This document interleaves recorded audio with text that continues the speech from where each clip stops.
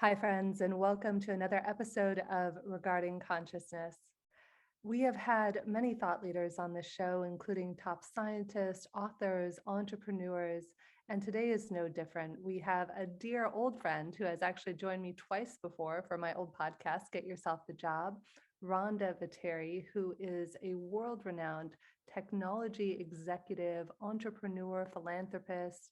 Rhonda, it's so great to have you here, my friend. And I do want to read a little bit of your bio to share with our audience. So, Rhonda is a seasoned C-suite executive and passionate global leader in technology. She is recognized as one of the most powerful women in technology, as previous Estee Lauder Company CIO, CTO, Herbalife Nutrition, and much more. Rhonda continues to be on a mission to empower and inspire others through sport and STEAM, which stands for science, technology, engineering, art, and math or medical. A global C-suite executive and corporate athlete herself, she applies this mental model in and out of the office, guiding how she leads her life with others around her. Rhonda is an active leader, whether she's spearheading corporate initiatives around the world or competing in another Ironman 70.3 triathlon, as well as mentoring students and athletes globally.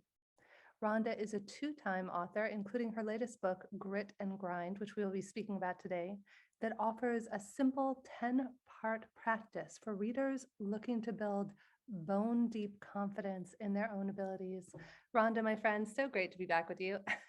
Thank you, Jennifer. It's great to be back with you. Seems like yesterday. I know when we were in studio, Rhonda and I first met in studio at LA Talk Radio, where I used to host my old show. And we just had so much fun together that we've stayed in touch over the years. And when I heard about her new book, I said, Rhonda, we have to have you on because grit and grind, what an apropos topic to talk about in today's world. I think the one thing a lot of us could use a little extra of right now is fortitude and strength. As you and I were speaking about before the show, that's something when we talk about consciousness, sometimes people have this perspective that consciousness means like that ooey gooey, I'm going to sit on a Mhm. mountaintop and go, oh, where in reality, consciousness has so many different flavors, and strength and fortitude is one of those flavors of consciousness. So tell us a little bit about your journey, Rhonda, in case people haven't heard our other interviews earlier. And then I'd love to get into grit and grind. Oh, thank you, Jennifer. My story is, I'm going to date myself, Jennifer. Over 25 years of tech experience, from telecommunications to finance to insurance to beauty to private equity and wellness and fitness. And I've always been in technology.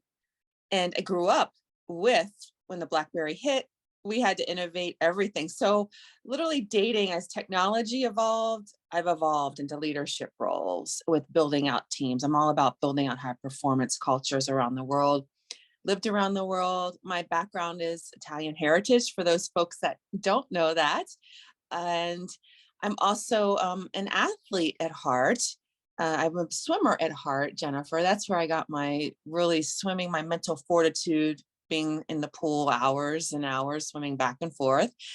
And I had to stop my athletics since I've worked since I was 12. So I've just continued to work and now picked up my athletics, I would say about 12 years ago. And really, the more pressure the job was, the more intense my race schedule has gotten. And I've continued to have that mental fortitude to help me push through things and challenges. And that's where I get it in the races, in the triathlons, racing across America. You have a lot of thoughts in your head, Jennifer, to push you through these moments. So I'm all about giving back through sports and the next generation. I'm so passionate about, because when we were growing up, I didn't have that person that really helped throughout the career to continue. I had a mentor in business in the same industry, but I didn't have someone helping me make all these decisions. And I think that's important in life. Mm. So much to unpack there, Brenda. I love it. There's just so much, Rhonda, that we have around this where, you're talking about race across America. That's one thing. And you're talking about mentoring the youth. How do you prioritize what you do when? I think that's a really great aspect of mental fortitude is learning how to prioritize your time. How do you balance it all? Oh, thank you, Jennifer. Time is currency. I look at it, so time is currency. I race schedules, I plan a year out, sometimes 2 years out because of the training, the board meetings laying on top of it, and I overlay the schedule. But I have a promise to myself that helping the teams, give them wellness breaks too, encourage the time that they need to do gardening, whatever it makes them tick. It doesn't have to be races like this, but I prioritize family, friends, sports. That's a part of my mental health. Mm, When folks see pictures of 70.3s, I'm doing it for a cause, from a fortitude. I'm working through something and strategy in my head. I'm pushing through something, Jennifer, and it's all about it. In the book, I go into it. Be intentional with your planning. Don't dilute yourself, and be very, very focused on what you want to actually have as a goal and write it down. mm. So let's backtrack for a moment because I feel some of our listeners cringing right now. I like to put myself in the listener's mind. And this idea of intentional planning, or maybe it's just me, would talk to us about intentional planning. How, let's say it's not our gift. Clearly it's one of your gifts, or maybe it wasn't always, and you can share with us about that. How do we become masterful at intentional planning? That's a good one. So everyone has intentions, whatever they are, maybe to be learn a gardening needlepoint, they want to meet someone. Put it down what you want, the end goal, and then work backwards. Hmm. What are the steps? Who do I need to help? Who do I need to ask for help? That's key, Jennifer. Who do we need to ask for help to get to that end goal? And then mark it on your calendar. So I have a calendar, a view at a glance. Folks may laugh, even though I'm in technology. I have a paper calendar that I write on, a 30-day planner that I'm very intentional, Jennifer. I can flip and see the whole month. And I have my goals up there. So it's, how did I connect my goals? What did I do every day? I look at it month by month. You can go day by day as you go deeper, but that's what I mean by intentional. Look at a view at a glance, way ahead of time. I'm all about the line of sight and long-term planning. But if you take it day by day, but you look at it month by month in chunks, it will help break the brain down. Mm, you hit on something so powerful, Rhonda. And I love that you just brought this up because it's so funny. Do as I say, not as I do, right? Years ago, one of my favorite techniques that I used to work with people on is something called the 5 year plan. And the idea is much to your point. You envision yourself like Merlin standing on top of a mountain, looking backwards at everything that you've created. And you start at the 5 year mark, and then you work your way backwards to the fourth year, to the third year, to the second year, to the first year, to 6 months. And ironically, I was just preparing to do that with one of my coaching and mentoring clients the other day. And you know what's funny, Rhonda? I am building my next company and fundraising, and I'll be darned if I have not done that myself. And so I love, how do we not have this conversation right now, even though I was about to coach a client on it? It just was in my blind spot that, hello, Jen, you can't do anything without a 5 year plan. It's what has you be successful. Yes, 3 to 5 year business plan, long range planning. We call it LRP, long range planning in the work corporate place. But you have to do that for your personal self too, as far as development. Mm, so great. And so let's go back. What percentage of your time, how do you know when giving is too much? I don't know if any of you out there have struggled with this, but I know Yes. it's been an inquiry I've been in too. Sometimes we overgive and then our own bucket or our own cup is depleted. So how do you determine how much of your valuable time that you're mentoring, helping, sharing, training, how do you allocate that time? Mm. When I plan out intentionally, to your question, I know October is all about South Africa, Africa, the kids. September, a lot of it's India. So I have chunks of time where I know. I Mm, also tell my family and friends, Jennifer, and I think this is key. I'm going to go down under. This is out of balance. They know, a lot of them know. My nucleus knows when and I make sure that people know, because I don't want to take quietness as a negative either. mm, But I write it down every day and I can feel it in my body. And if I miss a workout or something, I don't speak to someone, then I check myself. So you really have to be grounded in and I know it's hard because we overgive because we want to help everyone, but you have to not dilute yourself, Jennifer. And that's a big, big topic. Don't over dilute because you won't get anything done and you won't end up helping the people to the magnitude that you want to or they need. It's such a great point. I love my husband very much, and he is the kindest, most thoughtful husband you could ever hope for. So for 6 months or so, every morning I would wake up and I would always make him a coffee, and then he would make me breakfast while I meditated. Though he recently was working with one of our dear friends who's a coach on being unmessable with, which I love. And she said, you know what? The first thing you have to do is fix your schedule. Because, and I could see it. I said, honey, I love you so much. And I love your scrambled eggs more than anything else in the whole wide world, but you got to honor you. And so now he's switched his routine to get up at 6 a.m., go straight to the gym, and his whole life is evolving and shifting, though it's about holding those loving and healthy boundaries for what do I need first, because otherwise it spirals your day, your week, your month out of control if you're always giving, giving, giving, even if it's coming from a good place because it's someone you love, right? It is. It's so true. I'm glad to hear your husband changed that. That's why working out in the morning is so, that's my intention every morning, a gratitude message to folks. But it changes your mindset, Jennifer, for the whole day. Because if you can't take care of yourself, how are you going to give to other people? Yeah, and it's true because my husband was just sharing with me from one of our teachers he was speaking with yesterday about the key things that one of our teachers was saying that you need. And one was sleep, another was nutrition, another was movement, and I believe there were two others.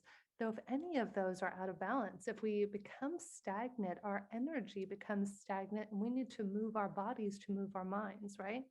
Yes, movement is medicine. Ooh, I love that. You should coin that. If you have not already written that down, that is your next book, by the way. Movement is medicine. I could see that being another bestseller. Thank you, Jennifer. It is so true for the mind, body, soul, and spirit. Ah, Just move, breathe, whatever it takes. and what if you just can't bring yourself to move? What if you are just having, I feel the energy, it's just sticking on me right now, Mm, the pain. Like I hear so many people saying, yeah, but dot, dot, mhm. dot, I have my kids. Yeah, but I have a demanding boss. And how do we begin to get out of that tar pit, that mire that we're stuck in of our own consciousness and the physical reality that's out there that says, yeah, but I have X to handle. How do we remedy Mhm. that? It's slowly in moderation, walking outside, sunlight, even the cold brisk walk here on the East Coast, Jennifer, it wakes you up.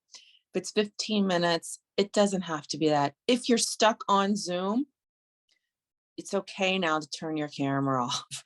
Um, even for a little while and just do arm lifts. I welcome people having weights and doing arm lifts for movement because during COVID, we were on Zoom a long 19 hours a day, all different time zones, no boundaries, Jennifer. So I welcome folks doing that. And I was just speaking on a panel Davos yesterday about the workplace hybrid, how people working differently. And you have to be conscious of how much you're on this technology and the lack of movement. So I'm glad you asked about that. But people feel they can't, you can move. Bathroom breaks, wellness breaks are very, very important. Yes, and there are two things that I want to highlight on that.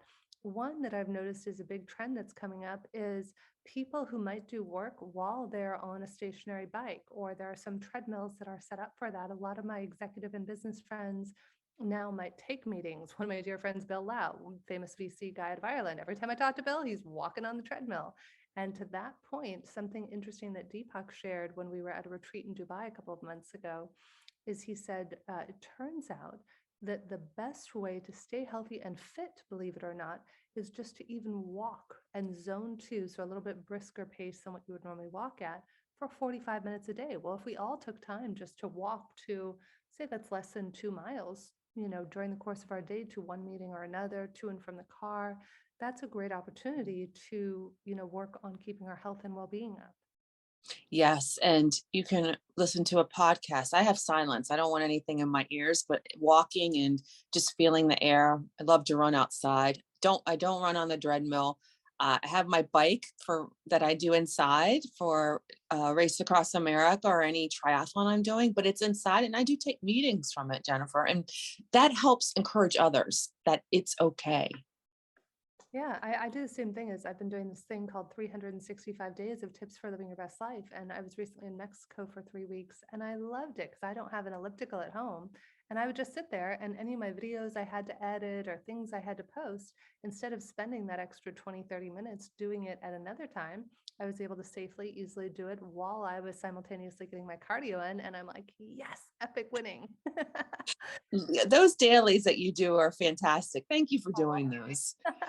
Thank you. And I kudos to one of my dear friends, Arthur Samuel Joseph, one of my coaching clients the other day. I told him about the 168-hour exercise. And God bless this client of mine. He came up with a whole spreadsheet because we all only have 168 hours in a week.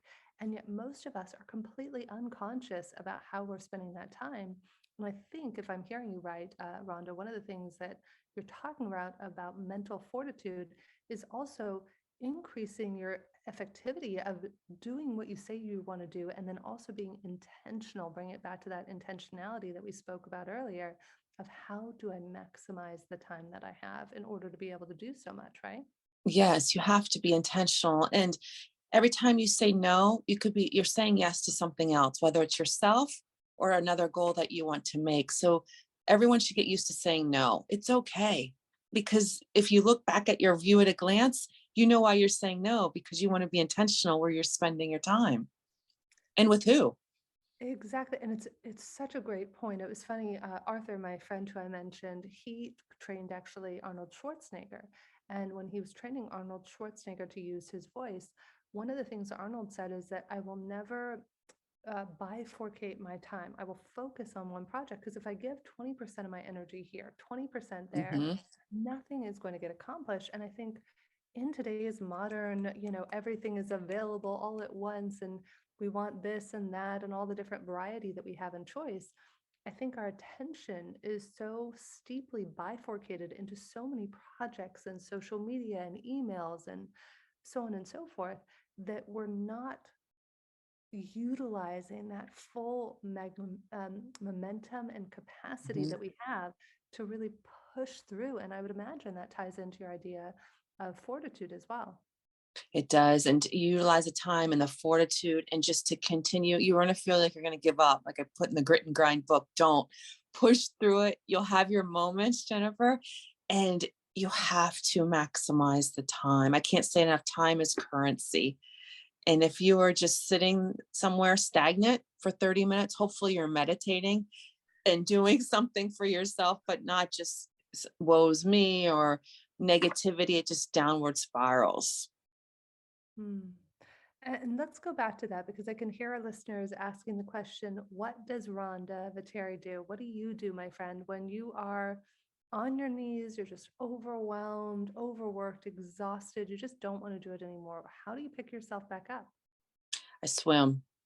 It's Mm, hard. The water is tranquility and the sound is something that is brings me peace. mm, And Jennifer, I'm off the device. Being in tech, mm.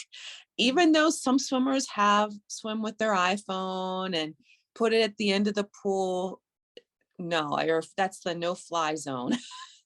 Even when I'm training, but swimming is my active meditation. And I want to highlight too the no tech aspect. That was something else that I learned in the last few years is to turn off your device, even if it is for 10 minutes or 30 minutes.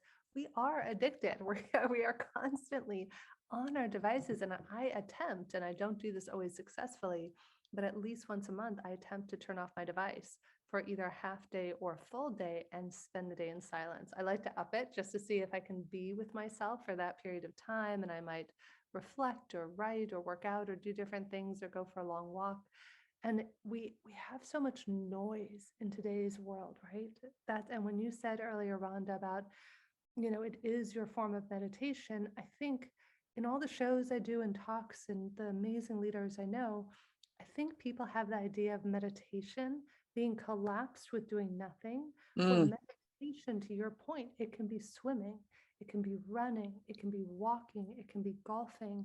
And I don't think it empowers us to judge what that type of meditation is, and just to figure out, what do you need? What is your swimming? What is your version of meditation that enlivens you and enriches you and brings you back to that core self?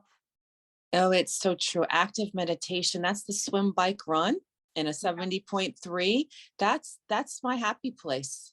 And I know that's my active meditation. And I'm so calm afterwards. People are like, well, I'm like, that's my active meditation. It grounds me. And Jennifer, I think about everything, strategy there. I do my best thinking, Yeah. training, and in the racing. It's so powerful. I mean, I did one marathon, and kudos to you, sister, for having done how many, let's just be clear, how many half Ironmans have you done? How many 70.3s? 16, and this is just the start of 2023. So I don't know when this will air, and then I've done running across the Serengeti, 55 miles 3 times. And then I have a lot of marathons in there, but I've done 92 races all total. They're just they're and race across America last year, 3,070 miles on a bike. Team of us riders, 8 of us. Mm. And And one race is different. that is incredible. And what do you do if you're having one of those challenging moments and you don't have a pool and you can't swim? Is there an in the moment thing that you do to shift your consciousness?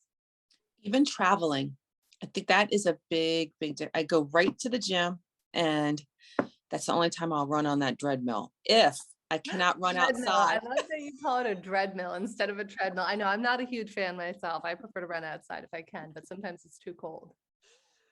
That's where I will go. That's my moment. Intentionally sweat out the toxins from travel and reset my whole body clock. Beautiful. So tell us, Rhonda, from Grit and Grind, what is another takeaway that maybe we haven't touched on yet that you would love our listeners to percolate on, reflect on, something that you feel like is important for them to learn? Multiple things. Listening first, the communication with the nonverbals. And I'll continue to say this: get a mentor outside of your industry. That's someone that is not in your industry. Very important.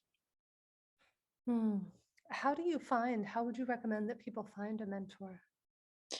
What do they want to do? What's their intentions? When they look at their 5-year to 3-year plan, you can actually go on LinkedIn and search people. Some folks are very good at responding. I respond to every message, Jennifer, that I get. It might take me, a day or two. I don't like to, you get a lot of them, but I scan them, and you'll be surprised. No, I'm not available. You'll get, or I'll respond back. But I recommend people search and take that leap of faith and ask for help. It's such good advice. And I think we all become, and I know this is true for me at least, that we sometimes become paralyzed by our fear of rejection.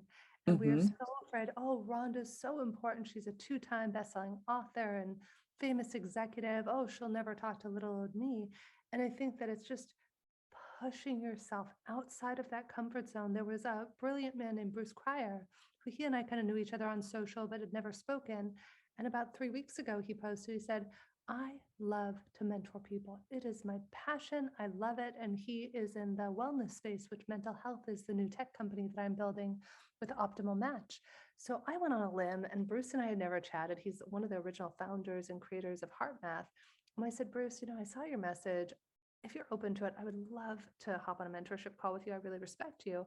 An hour, after we have an hour-long call, we are just talking, and we know all the same people, and we're best friends. And it was just amazing. And he referred me to some incredible people.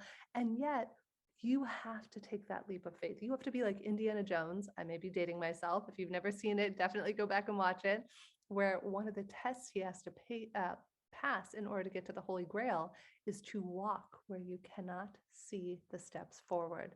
And I truly think it's such a beautiful metaphor for life. How often are you willing to walk forward when there is no discernible path? Yes, it's so important. And I personally and professionally, I love, Jennifer, when people reach out, because you don't know unless you tell a person you need help. We need help. We all need help. We all need help. Yeah, humaning is tough. Adulting is, can be challenging. And I think that's the thing that we all think we're siloed. I think that we all feel like, oh, I'm so alone and I'm just going to try and power through it by myself. And that is where having deep, meaningful friendships, relationships come in. I think I was just reading a Wall Street Journal article the other day that was saying the number one indicator of a long life has nothing to do with diet, has nothing to do with, smoking or drinking or any of that. It has to do with how many important friendships do you have, healthy, important relationships do you have. And I think so often we overlook that. And my advice, if anybody is interested, would be to cultivate those meaningful friendships and relationships, because that is what will get you through the grit and the grind, right? Yes. And every year, I've been doing it for over 11 years. I have all my friends come in, girls, nucleus, friends since 2, 3, 6th grade, Jennifer, from all present. They all know they get it, view at a glance. Here we go back to intentional planning. In December, we're all going to be in the same room. And that those relationships, 30 plus women over the years, we all know we're grounded together.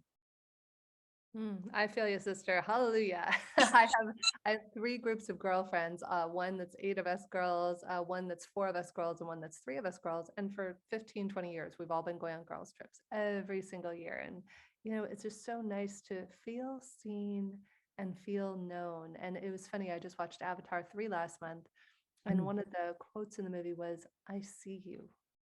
I see you." And that's it, to feel seen, heard, known, understood. That's what it's like to live a fulfilled and meaningful life, in my opinion. Yes, it is. That's beautiful, Jennifer. I have to see that movie. Thank you for that reminder. It's so good. I have like 12. I love cartoons. Don't be judgy, people. This is my thing. If you ever watch, like, if you ever find out what's Jen watching, I always wonder, like, does Deepak watch movies? I've even asked, like, Bruce, to all these people, does Rhonda watch movies? And so for me, I try twice a month to watch movies, and they are 99% of the time animated. So also recommend Strange World on Disney, was really profound. So That's so ironic. I like the action, not chick flicks. I like the action stuff. I can watch those sometimes, like throw in like a Thor movie or something like that. But I am such a sensitive soul. That's why I need to get more like you, Rhonda. We need to go for like a movie night, and I'm going to sit down and I'm going to watch some like gritty action Yes. movies, and you're going to watch with me, and we'll watch a Pixar something, and we'll have a bonding moment. I think we need that. The more grit, the more action, the better, Jennifer. I love that. They're going to make a movie about you, call it Grit and Grind. It's going to be an action movie, and Rhonda's a superhero in it, because you really are a superhero, my friend. I just am so thankful to have known you all these years and to see your continued success and growth. And every time, please follow Rhonda on her social channels. She has already many, many followers. Though what I love to share about Rhonda is that she just has a heart of gold. You may be thinking, if you're just listening to this and not watching it on YouTube, you might be thinking, oh, Rhonda sounds like tough nuts, man. She's like all grit and Oh, grind, right? And yet, if you thank follow you. her and you watch her post and you see just the beautiful heart that she shares with the world, you just see that there is such an incredible human being out there shining her light. And I think you're such an incredible role model for all of us, Rhonda. Thank you, Jennifer. That means a lot. I'm so touched. Thank you. That means so much. Well, on that note, please share, where can people follow you? I mean, I follow your Insta and I follow you on all the social channels, but please tell all of our listeners out there where they can follow and find out about you. And of course, we'll include it in the show notes as well. Absolutely. It's for LinkedIn, it's Rhonda Vetere. A lot of business there. Instagram is Rhonda M. Vetere. Gmail is Rhonda M. Vetere at gmail.com. I'm very simple. And my website is rhondavetere.com. And Amazing. Twitter, I'm